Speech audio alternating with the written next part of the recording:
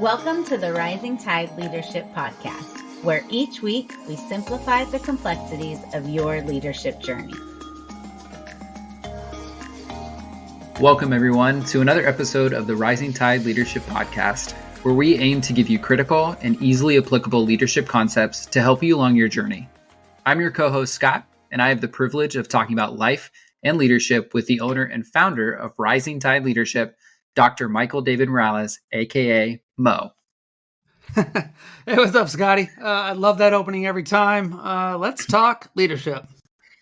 Absolutely. So today we're going to kick it off by talking about something that I think I talked about on the first episode that I ever helped host. So I worked as a pool lifeguard for a few years when I was growing up before transitioning to becoming a beach lifeguard, which was, the cool thing to do. When you transition to the beach, you have to go through additional training, regardless of the number of years you may have worked at a pool. And I honestly remember my rookie training really well. Some of it was terrifying. Some of it was not. But I wrongfully assumed that once you completed rookie training, you were given independence and allowed to man a whole lifeguard tower by yourself, be responsible for a whole section of the beach by yourself. But what I quickly learned is that wasn't necessarily the case. So through the rookie process, I learned that there was a senior lifeguard at the beach named Chuck. I knew nothing of Chuck before I started my training and before I showed up that first day, but I quickly learned that he'd been a senior lifeguard there for over 20 years and had worked as a beach lifeguard for over 30 years. And I can even tell you that even now, when I travel back and I go to the beach during the summer, he's still there. And so Chuck's still working? He's the man. He is still going even to how this day. I don't know. I'm going to be honest. I love that man, but I'm not 100% sure if he ages. Anyway, keep going. But during our rookie training, he was there the entire time, never said a thing at all. He never came over to introduce himself to the rookie guards. He just simply stood and watched from a distance and listened to our conversations. What I discovered later, though, is that he was actually evaluating each of us in his own way. See, Chuck had been leading as a senior lifeguard long enough to be able to recognize the individuals that he could grow and develop and to recognize those who already showed some leadership quality. So you could pass rookie training, but you were only able to really be in a tower by yourself if you had the Chuck stamp of approval. Right. So over the years, Chuck had come to really grow himself as a leader down at the beach. And once you got that stamp of approval, Chuck actually took the time to mentor and empower you as an individual to grow in your skills. And so with that, today we are diving deep into the concept of building your leadership well to become more of an effective leader. And just as a well in the sense that we think of it, that has water that goes deep and provides a consistent source of hydration, leaders must also delve deep into their skills and knowledge to guide and inspire others. So we're going to discuss the importance of going deep into your leadership training and development, and by highlighting, 3 key points that we can use easily to elevate our own leadership game. So Mo, let's kick it off here. Why don't you go ahead and tell us the first benefit of building a deep leadership well? Yeah. So before I get to that, let me just tell you, I think we all knew a guy like Chuck, right? I mean, you and I both grew up in California. And I remember I wasn't a beach lifeguard, but I was a lifeguard since I was, like 15, 16, 17 years old. And, there's always those guys that I remember there's one guy who was at the pools that I used to work at. And gosh, I don't even remember his name. I'm going to have to go back, but I'll tell you this much. The guy had such an impact on me. Scott, I still have the sunglasses, the Ray-Bans that he gave me, because he was like 21 years old. And he was like, I thought he was like the oldest, like most wisest guy that I knew. He'd been lifeguarding for like 5 years. And like at the end of the summer, I'd been telling him how cool sunglasses were.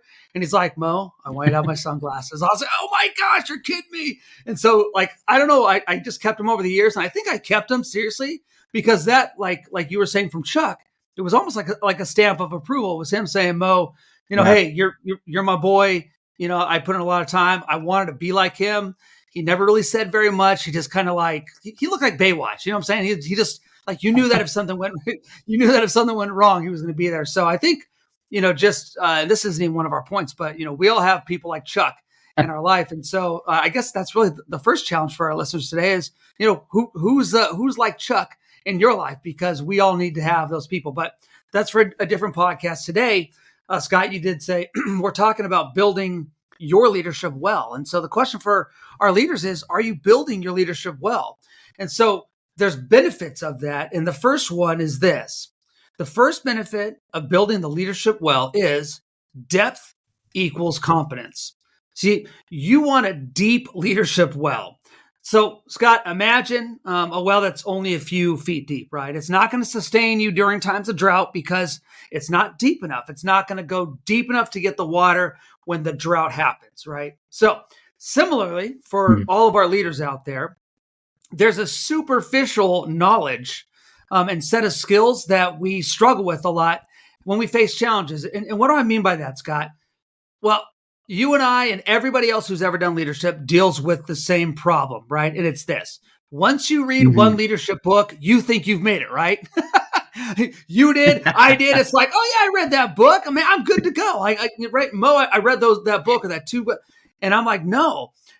Kevin had me read books and books and books. The men and women who helped me always had something for me to read. They always had something for me to help build my leadership well. And what they were doing, and I didn't know it, is they were helping me dig that well deeper and deeper. And so with every book that I read, for instance, it was digging a few feet deeper. And what does that mean practically? Well, there's things that you, Scott, deal with at work, that I deal with at work in our daily lives with your families.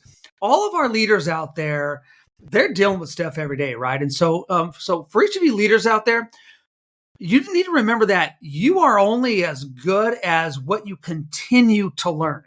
Or as I like to say, you're only as good as what you've read in the last 2 weeks. If you haven't read anything in the last 2 weeks, you don't have anything good to say to me, because I'm looking for new stuff. And it's not even, Scott, that it's that, for instance, it's not even that new book or that new leadership article or something that you read. Sometimes you'll read something, you'll think, oh yeah, I know that. But what really happens is you'll say, you know what that reminds me of? That reminds me of this book that I read a year ago or 2 years ago, or remember that journal entry that I made? Oh man, I need to go back and read that. And so leaders, as you read more, as you do more, and you build that leadership well, you are going to be ready for the things that challenge you. And so to become a truly competent leader, you have to dive deep into your field or your industry, whatever that is, because it's going to help you, Scott, gain a comprehensive understanding of, the little nuances and the intricacies that come with your job. 100%. And so it kind of sounds like you are saying that to become competent, we have to move beyond the basic. And I feel like so many of us, and especially our listeners and definitely myself, love kind of the basics. And there's even that saying out there, right? Like, we got to go back to basics, or we're going back to the basics. But I also feel that so many of us lean towards basics because it's so comfortable and oftentimes easier. Yeah, and so, Scott, can I say I really love that. So you're the deep leadership competence, right? That we have, and you're talking about those basics. It means that you are continually learning, right? You're staying updated with the industry trends, and you're seeking new knowledge. So, for instance, I read an article. Shocking, right? So I was reading an article the other day on the military because, as you know, I'm in the Army. I'm a chaplain, and I've been in it for over a decade and a half. And so I just want to learn. And so I'm always reading to see what's new. And you know what's really cool? I just read something in one of the websites that I read every morning, and it says that Army training for basic training, right? We're talking about the basics. So Army basic training is what you go through as a brand new soldier, and they're going to start integrating drones into that training. Isn't that crazy? Could you imagine the guys that were in basic training back in the 80s, the 70s, 60s, whatever, if you were to tell them in 50 years, we're going to be having basic training, but we're actually going to have like drones and dude, it's crazy. And so you have to, so that's really an example, Scott, of having a competence and continually moving with the trends and the times. The Army knows that. The Army knows that all these young kids need to know that. So, and they all play video games. They all know these things, right? I'm old enough to remember that the only games I really know is like Super Mario Brothers and, Tony Hawk Pro Skater. But these kids, like, they're pros at this stuff. They all know how to use this technology. And so by having more competence and raising your competence, it's going to allow you to make informed decisions. It's going to help you solve complex problems, and it's going to help you solve them effectively. And it's also going to earn you the respect of your team. And they're going to trust you, Scott. So leaders, if you're aiming to lead effectively, remember this: depth equals competence. Love that. Love that. All right. Depth equals competence. So then with that being said, what is the next benefit of building a deep leadership well? Yeah. So here it is. The second benefit of building a leadership well is this: depth inspires confidence. So think about a well that only provides a small amount of water, right? We talked about in the earlier point that if it's a shallow well, it's only going to give you a small amount of water, right? So it does not going to inspire much confidence. I mean, if you just have a little bit of water here and there, you're going to think to yourself, I'm not too confident that this well is going to help me out when the time comes, right? Well, in the same way, leaders who lack depth in their abilities can erode the confidence of their team members. And on the flip side, though, Scott, leaders who invest in their development and continually deepen their skills, they become a source of inspiration and confidence to their team. So let me ask you this, Scott, and I'm going to put you on the spot here a little bit. What is a quality? You love when I do this, don't you? What is a quality? Absolutely. In a leader that you don't have to name any names, but what's a quality that you look for in a leader that inspires confidence in that leader? First one that jumps into my mind is knowledge. So someone who's confident with what they know. And so if they have taken the time to kind of building off, I guess, of our first point really a little bit, but taking the time to be able to, that they have read, they have looked up current things, and they're able to educationally and with that knowledge base provide that confidence and that clarity in a certain situation. So I definitely say knowledge is one of those key things that I look for. Absolutely. See, and that's great, Scott. And really what I want our leaders to do is think about that, right? Just like I asked Scott, I want each of you to think, what's a quality in a leader that I follow? Somebody, one of the men or women in my life that I look to and say, wow, I really like that person. What is it that you like about them? Like Scott says, when he looks at the men and women in his life, he's saying, I want people that have a depth of knowledge. That inspires confidence for Scott in those leaders. So for our listeners out there, what is it that you look for in the people that you look to? And so deep leadership, right, is going to involve having a well-rounded understanding not only of your domain, but also your team's needs and aspirations. Because Scott, like we always talk about, when we are leading others, it's hard to look at ourselves it's hard to look at others when we're looking at ourselves, right?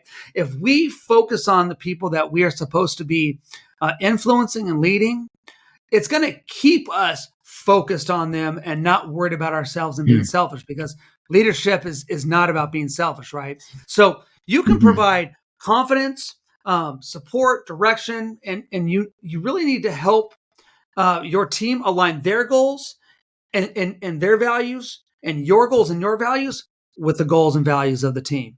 Because when your team witnesses your commitment to being a person of self-improvement, it's going to encourage them to do the same, and it's going to create a culture of growth and excellence within your entire organization. That's great. And so I'm imagining that if depth can inspire confidence, that there's also that chance that depth can inspire overconfidence. And if go ahead. So that Scott, you just keep saying things that are just making me think of all the great books that I've read. So There's a book that you really need to pick up. We haven't read this one yet, so put it on. It's on. Is it on the top 50? I I don't will, know, I but will add it to my list. yeah, write it down right now. Here it is, because it's not even in the show notes. So it will be by the time that this hits. But it's called The Gap and the Gain. And there's a part in there that Mm, talks about quiet confidence, right? And it says that quiet confidence comes from running your own race. And I remember that because as a swim coach for so many years, I always tell the young men and women that would swim for me, don't ever run somebody else's race, because it's not about comparing yourself to others. It's about complementing others with what they do. And so when you have that mm, quiet confidence, Scott, and that's what you were alluding to that got me so excited, is a quiet confidence, right? And some of the mm, greatest leaders are those who are not boisterous. They're not crazy out there trying to tell you how much they know. They've got a quiet confidence.